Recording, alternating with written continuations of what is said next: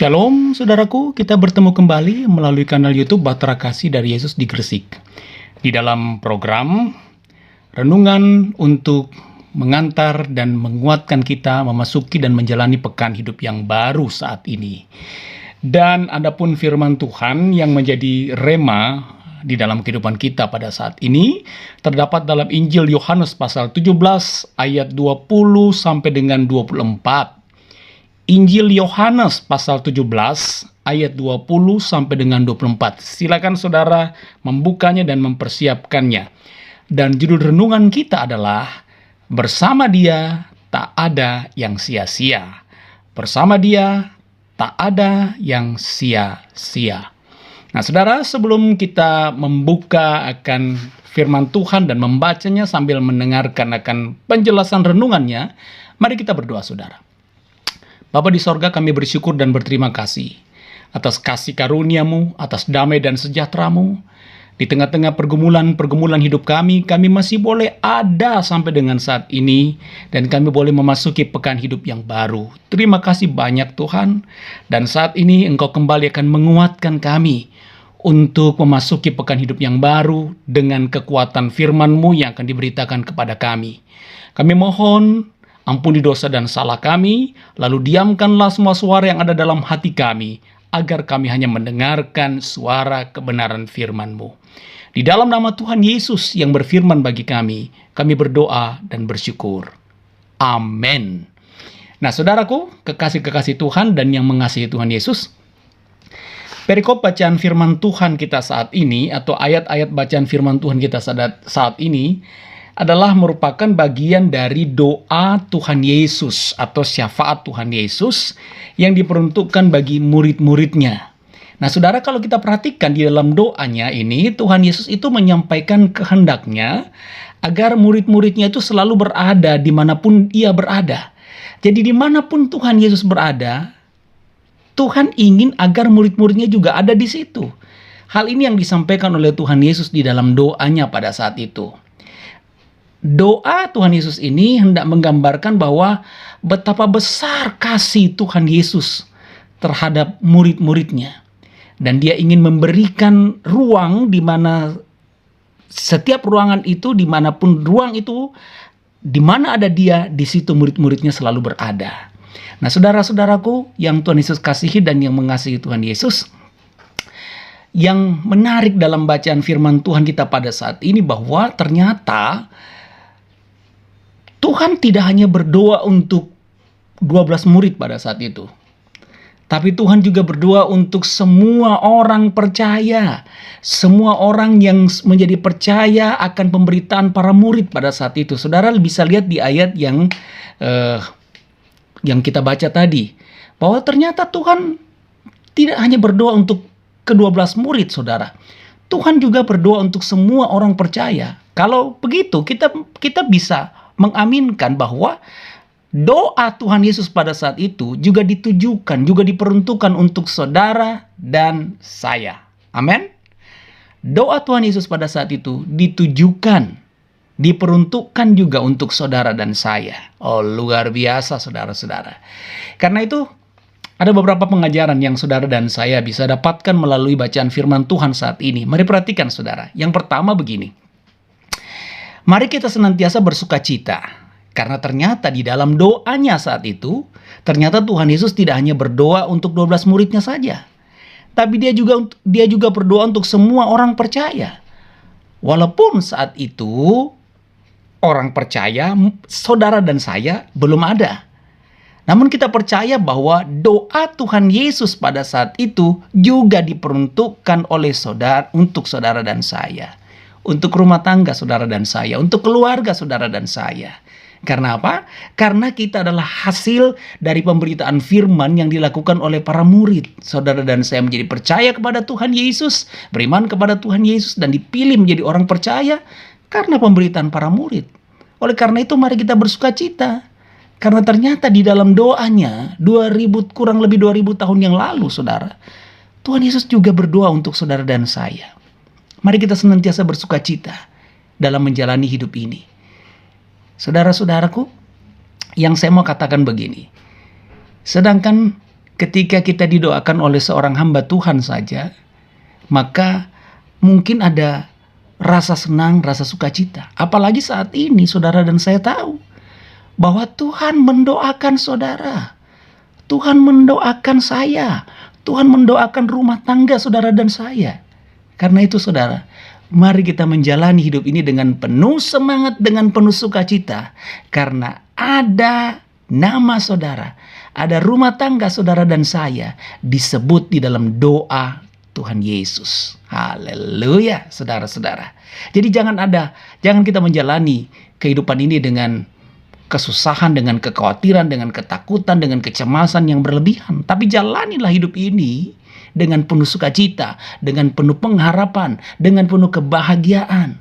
Walaupun begitu banyak persoalan dan pergumulan, saudara dan saya harus tetap bersukacita. Karena apa? Karena itu tadi, di dalam doanya Tuhan Yesus berdoa dan memberkati saudara dan saya. Haleluya. Saudara-saudaraku yang Tuhan Yesus kasihi dan yang mengasihi Tuhan Yesus, kalau kita berbicara tentang kita harus bergembira dan bersukacita, karena itu saya juga ingin berkata bahwa orang percaya itu tidak harus patah semangat di dalam menjalani kehidupannya. Karena dia tahu ternyata Tuhan bersama-sama dengan kita dan kita bersama-sama dengan Dia. Di dalam doanya kita selalu ada bersama-sama dengan Dia. Orang percaya harus menghindari sikap putus asa, sikap tanpa semangat, hidup tanpa semangat. Saudara nanti bisa baca dalam kitab Amsal pasalnya yang ke-18 ayatnya yang ke-14.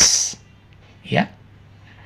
Di situ dikatakan bahwa sebab hanya orang-orang yang bersemangat di dalam Tuhan, orang itu akan dapat menanggung setiap pergumulannya. Amsal 18 ayat 14. Saudara dan saya harus menjalani hidup ini dengan penuh semangat.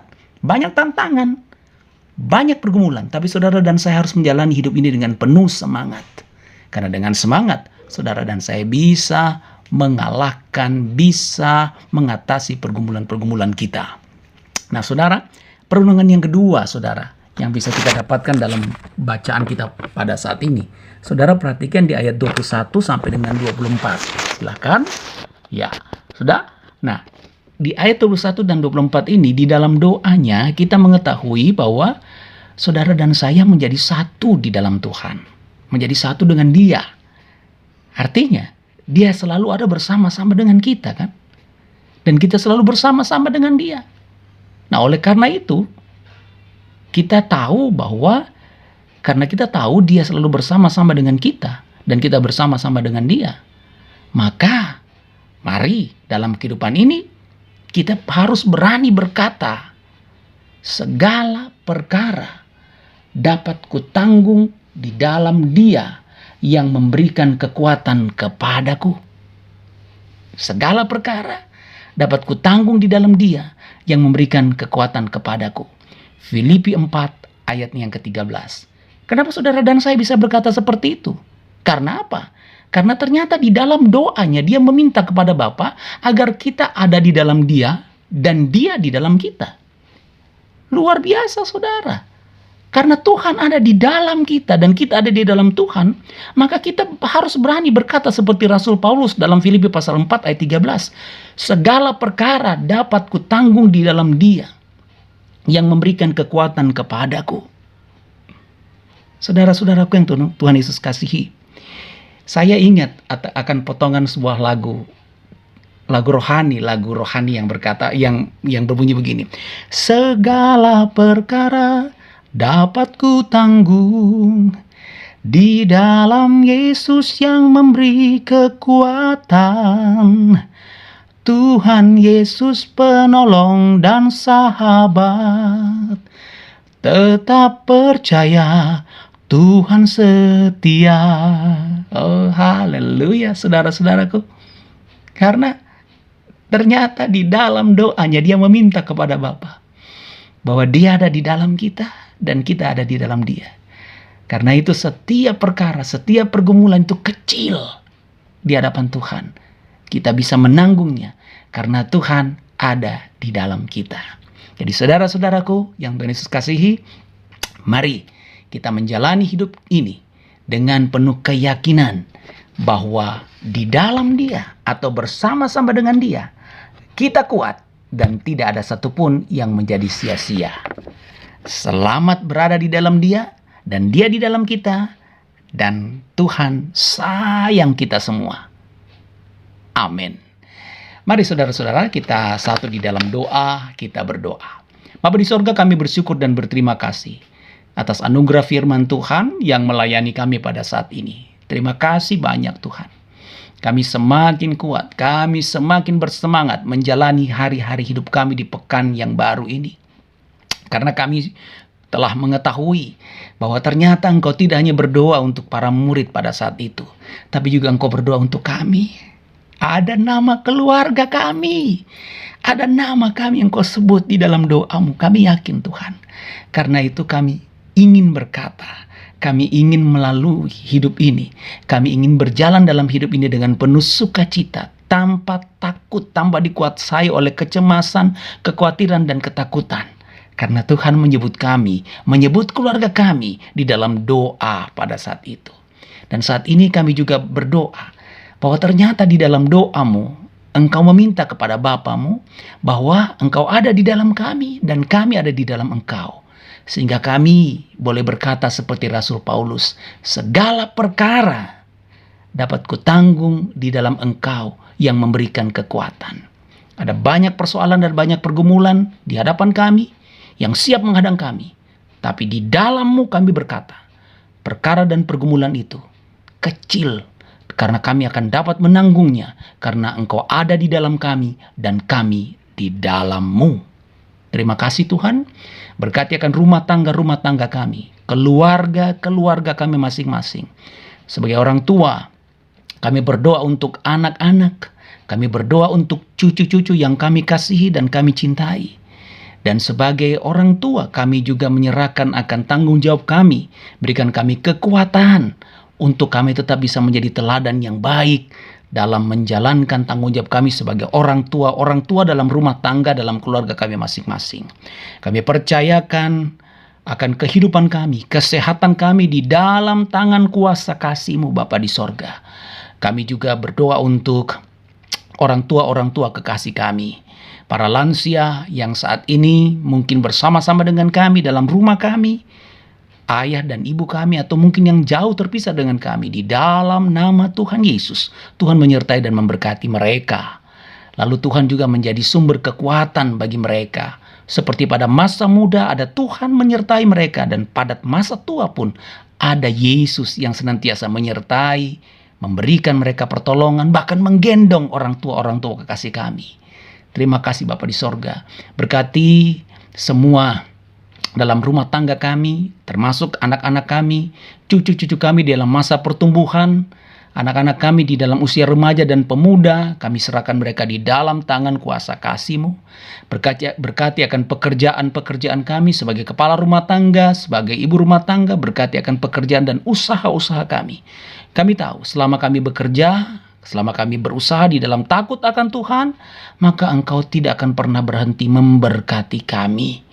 Keadaan boleh susah, tapi keadaan anak-anak Tuhan tidak akan pernah diliputi dengan kesusahan. Karena Tuhan menopang mereka dengan kekuatan.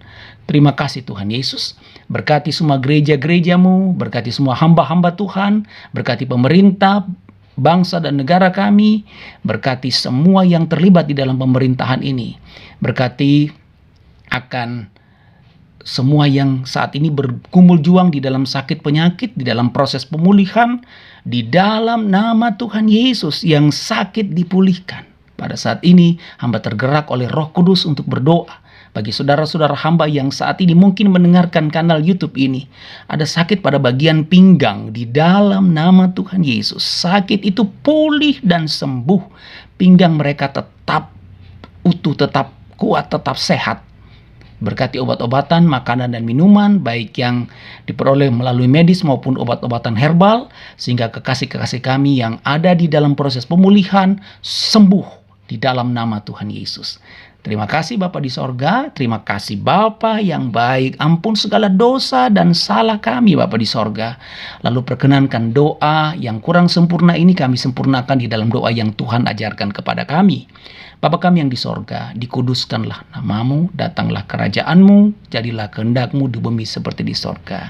Berikanlah kami pada hari ini makanan kami yang secukupnya, dan ampunilah kami akan kesalahan kami seperti kami juga mengampuni orang yang bersalah kepada kami. Dan janganlah membawa kami ke dalam pencobaan, tapi lepaskanlah kami daripada yang jahat. Karena Engkaulah yang punya kerajaan dan kuasa dan kemuliaan sampai selama-lamanya. Amin. Nah, saudaraku umat Tuhan, saudaraku kekasih-kekasih Tuhan, mari kita tunduk kepala sekali lagi untuk menerima berkat Tuhan. Tuhan memberkati engkau dan melindungi engkau. Tuhan menyinari engkau dengan wajah-Nya dan memberi engkau kasih karunia. Tuhan menghadapkan wajah-Nya kepadamu dan memberi engkau damai sejahtera. Amin. Saudara terkasih, saya Pendeta Hendra Dores dan tim Bahtera Kasih dari Yesus di Gresik mengucapkan selamat bersukacita karena kita di dalam Dia dan Dia di dalam kita. Tuhan sayang kita semua. Shalom.